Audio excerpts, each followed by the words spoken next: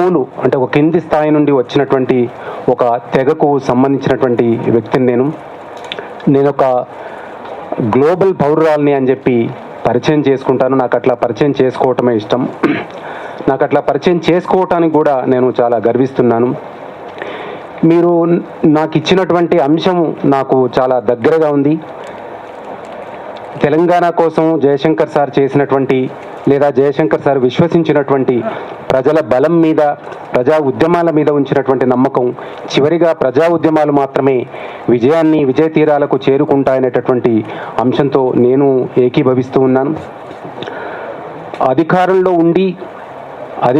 ఉన్న వాళ్ళను ఓడించగలిగేటటువంటి శక్తి, అధికారంలో ఉన్న వాళ్ళను దించగలిగేటటువంటి శక్తి కేవలం ప్రజలకే ఉంటుందని చెప్పి ఇటీవల జరిగినటువంటి ఎన్నికలు కూడా పూర్తిగా నిరూపించాయి. ఒక నిజమైనటువంటి ప్రజాస్వామ్య యుద్ధంలో చిట్ట చివరికి ప్రజలే విజేతలవుతారు అని చెప్పి మొన్నటి ఎన్నికలు రుజువు చేశాయని చెప్పి కూడా మనం అనుకోవచ్చు.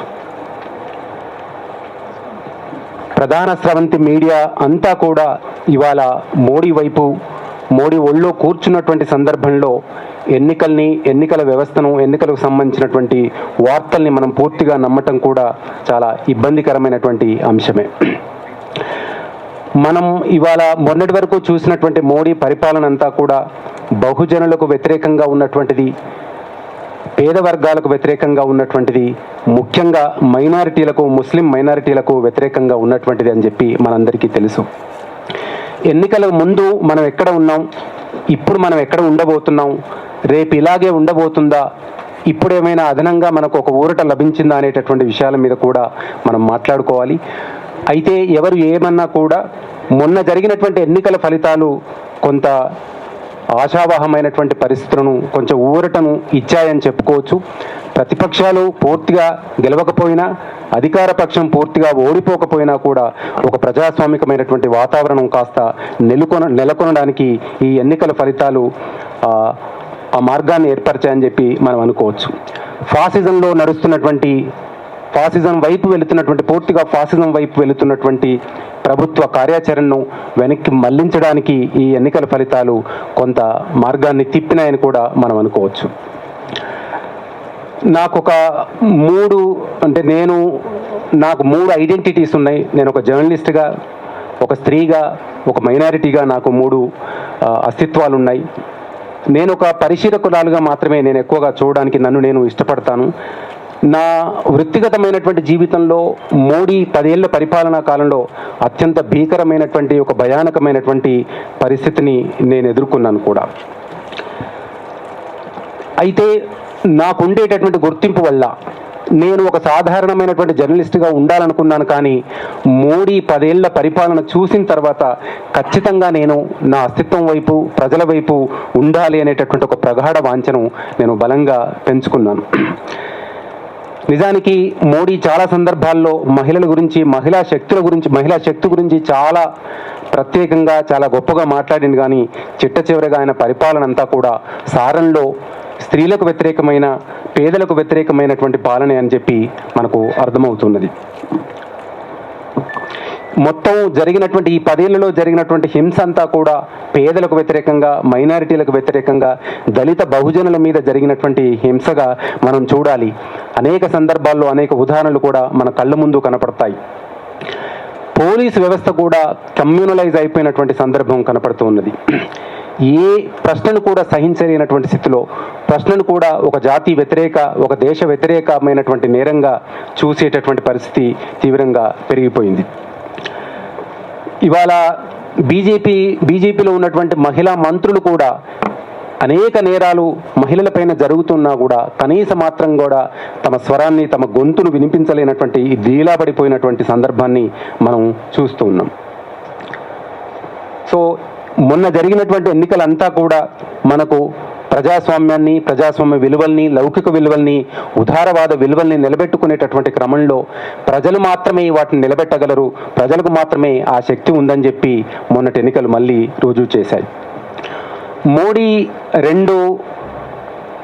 ఆ 10 ఏళ్ల కాలాన్ని 2 భాగాలుగా విభజించుకుంటే 2014 నుండి 2024లో 14 నుండి 19, 19 నుండి 24 వరకు చూస్తే మనకు ఏం జరిగింది అనేటటువంటిది మన కళ్ళ ముందు కనబడుతూ ఉన్నది.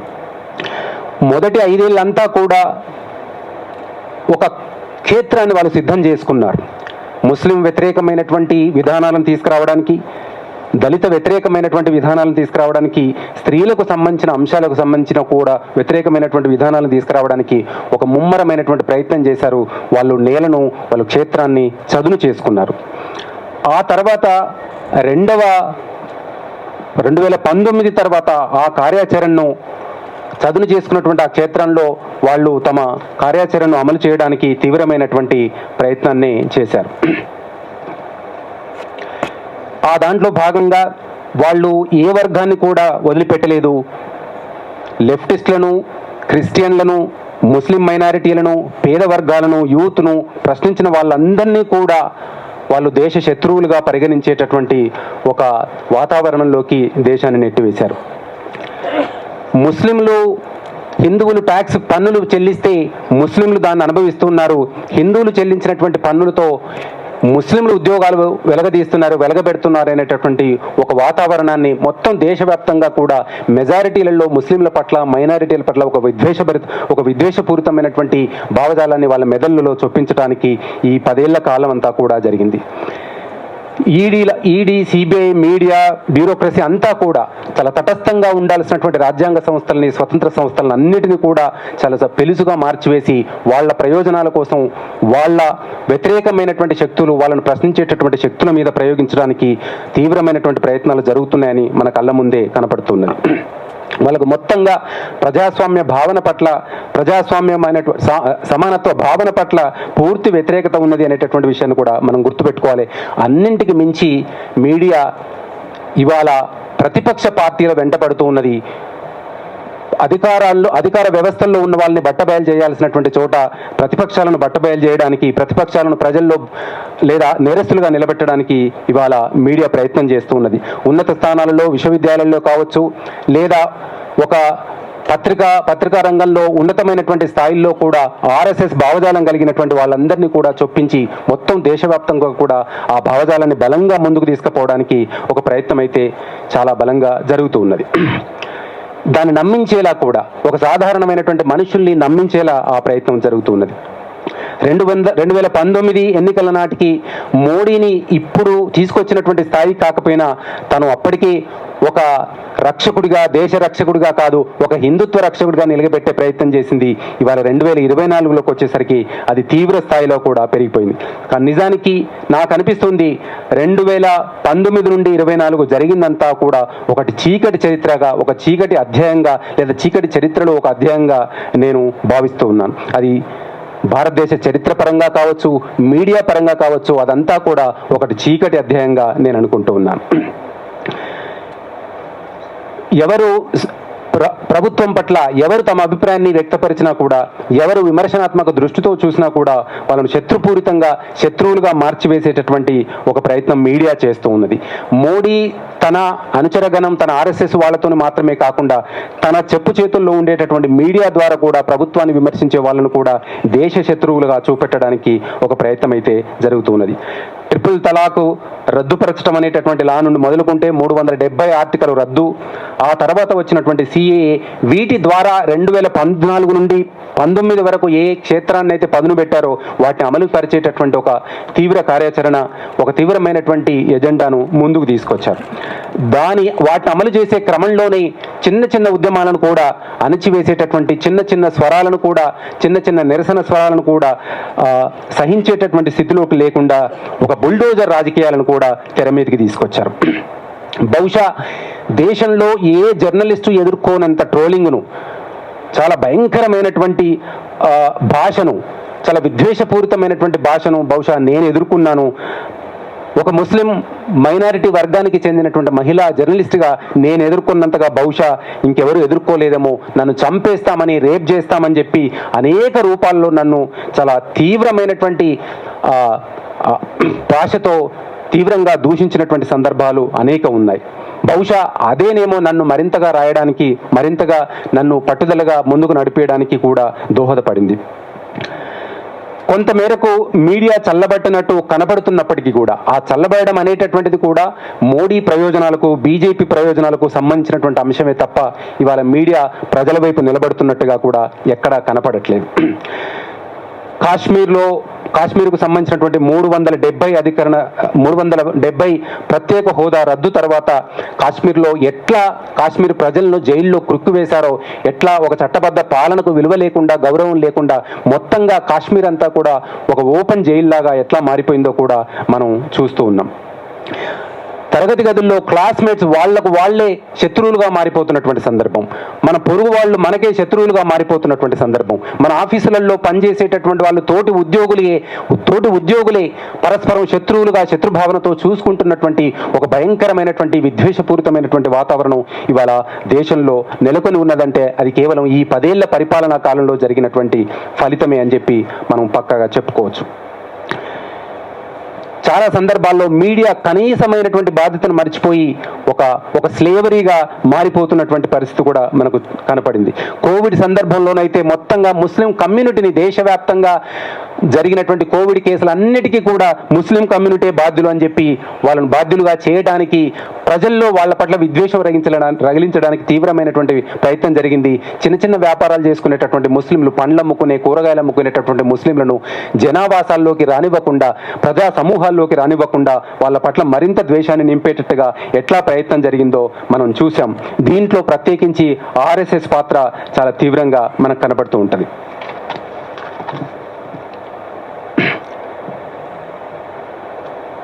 ఏ రోజు ఏ ప్రశ్న అడిగినా కూడా, ఏ చిన్నపాటి విమర్శం చేసినా కూడా తట్టుకోలేనటువంటి, కనీసమైనటువంటి వాళ్ళు నమ్మినటువంటి ఒక ఎన్నికల ప్రజాస్వామిక ఆ స్వభావం కూడా వాళ్ళు కోల్పోయినట్టుగా మనకు కనపడుతూ ఉన్నది. యూనివర్సిటీలలో అలీగఢ్ ముస్లిం యూనివర్సిటీ కావచ్చు, జేఎన్యూ లాంటి యూనివర్సిటీలలో విద్యార్థి నాయకుల్ని, విద్యార్థి కార్యకర్తల్ని కూడా జైళ్ళల్లో వేశారు. ఉమర్ ఖలీద్ లాంటి వాళ్ళని ఒక విద్యార్థి యాక్టివిస్టులు అయితే ఇప్పటికీ కూడా జైళ్ళల్లో మగ్గుతున్నట్టుగా మనం చూస్తూ ఉన్నాం. వాళ్ళందరినీ కూడా జాతి శత్రువులుగా, దేశ శత్రువులుగా, కనీసమైన ప్రశ్న వేసిన వాళ్ళను, కనీసమైనటువంటి నిరసన తెలియజేసినటువంటి వాళ్ళను, ఆ నిరసన కార్యక్రమాలకి నాయకత్వం వహించినటువంటి వాళ్ళందరినీ కూడా దేశ శత్రువులుగా, జాతి శత్రువులుగా చూపెట్టేటటువంటి ఒక ప్రయత్నం చాలా తీవ్రంగా జరిగింది. దాంట్లో లెఫ్టిస్టులకు అయితే అది ఇంకా ఎప్పటి నుండో జరుగుతున్నది. ఇప్పుడు దానికి ముస్లింలు, క్రిస్టియన్లు, ప్రశ్న వేసిన వాళ్ళు, కనీసంగా ఒక ప్రజాస్వామిక హక్కుగా ప్రశ్నించినటువంటి వాళ్ళను కూడా ఆ పరిస్థితుల్లోకి నెట్టేస్తున్నారు. కాంగ్రెస్ పార్టీని అయితే భయంకరమైనటువంటి విధంగా అదొక యాంటీ హిందుత్వగా, ఒక హిందుత్వ వ్యతిరేకమైనటువంటి పార్టీగా ఇవాళ వాళ్ళు ప్రచారం చేసుకుంటూ వచ్చారు. అయితే వాళ్ళు ఈ మొత్తం క్రమంలో హిందువులకు వ్యతిరేకంగా ఈ దేశంలో తీవ్రమైనటువంటి ఒక కుట్ర జరుగుతూ ఉన్నది. ఈ దేశంలో ఒక భయంకరమైనటువంటి పరిస్థితి రాబోతున్నది. ఆ పరిస్థితిని నిలువరించాలంటే కేవలం ఒక రక్షకుడు కావాలి, ఆ రక్షకుడు మోడీ మాత్రమే అని చెప్పి ఇటీవల ఎన్నికల కాలంలో ఒక మోడీని ఒక హిందుత్వ రక్షకుడిగా, ఈ దేశ రక్షకుడిగా ప్రొజెక్ట్ చేసేటటువంటి ప్రయత్నం చేసిండ్రు. కానీ అది పూర్తి స్థాయిలో ఫలితాలను ఇవ్వలేదనేటటువంటిది కూడా మనం అర్థం చేసుకోవచ్చు. జనవరి 22వ తారీఖు 2024 జనవరి 22వ తారీఖు రోజు రామ మందిర ప్రాణ ప్రతిష్ఠ జరిగిన తర్వాత మొత్తం ఈ దేశంలో ఉండే ఒక 100 కోట్లకు పైగా ఉండేటటువంటి హిందూ మతానికి సంబంధించిన ప్రజల్లో మిగతా ప్రజల పట్ల విద్వేషాన్ని పెంచే, మిగతా ప్రజల్ని శత్రువులుగా చూపెట్టేటటువంటి ఒక ప్రయత్నం తీవ్రంగా జరిగింది. కానీ ఎన్నికలతో ఆ ప్రయత్నాన్ని సాధారణమైనటువంటి ప్రజలు, శ్రమ చేసుకునేటటువంటి ప్రజలు, దళిత బహుజనులు దాన్ని తిప్పికొట్టారనేటటువంటి విషయాన్ని కూడా మనం అర్థం చేసుకోవాలి. ఎన్నికలలో ఒక రాజుగా, రక్షకుడుగా తనను తాను చూపెట్టుకున్నటువంటి మోడీ మొత్తం ఒక్క సీట్లో ఓడిపోయినా కూడా నేనే ఓడిపోయాను, ఒక్క సీట్లో గెలిచాను, నేనే గెలిచాను అని చెప్పుకునేటటువంటి ఒక గర్వంతో పొంగిపోయినటువంటి మోడీ ఇవాళ దాన్ని స్వీకరించడానికి సిద్ధంగా లేడు అనేటటువంటి విషయాన్ని కూడా మనం అర్థం చేసుకోవాలి.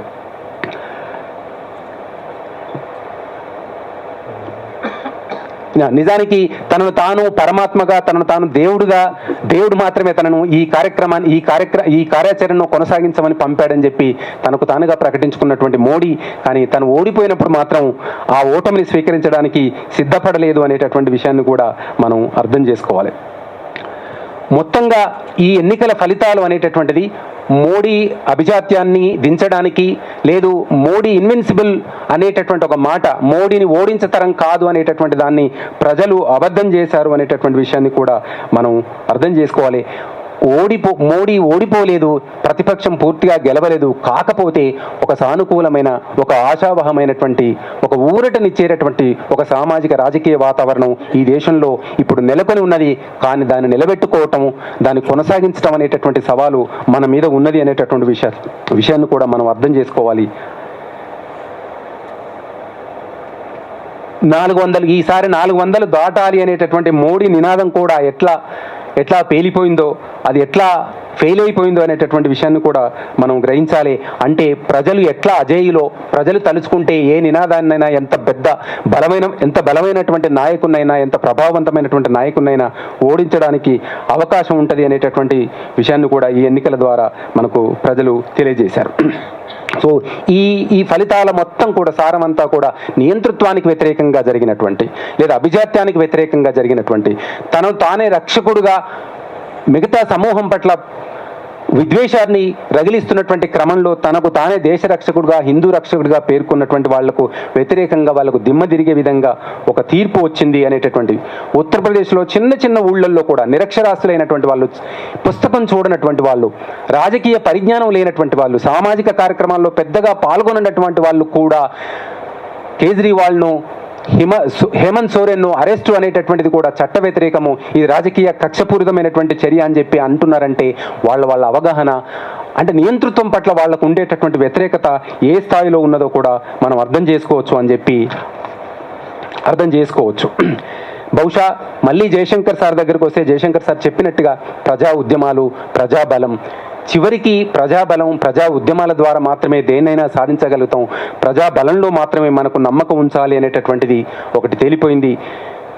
ఈ ఎన్నికలతో ఇవన్నీ ఆగిపోకపోవచ్చు. మనం ఇవాళ ఎప్పుడు చూడనటువంటి చరిత్రలో ఇంటి నుండి బయటికి రానటువంటి, గడప దాటి బయటికి రానటువంటి మహిళలు సిఏఏకు వ్యతిరేకంగా షహీన్ బాగ్ ఉద్యమంలో బయటకు వచ్చారు. వాళ్ళ ఐడెంటిటీ బయటికి రావడమే కాదు, తమ రాజకీయ అభిప్రాయాన్ని, తమ రాజకీయ ప్రకటనలు చెప్పుకున్నారు. ఎట్లా అంటే కేవలం ఏదో ఒక బయట పండుగలకు, పెళ్లిళ్ళకు మాత్రమే వెళ్ళేటటువంటి ఒక ముస్లిం సమూహం బయటకు వచ్చి కెమెరాలను ఎదుర్కొన్నారు.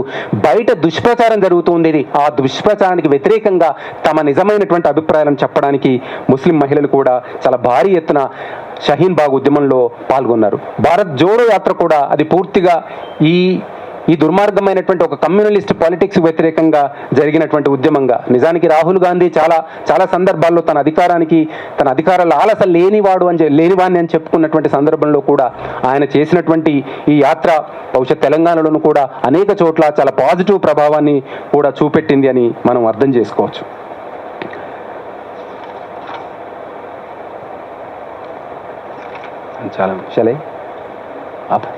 చాలా ఉంది మరి ఇంకా.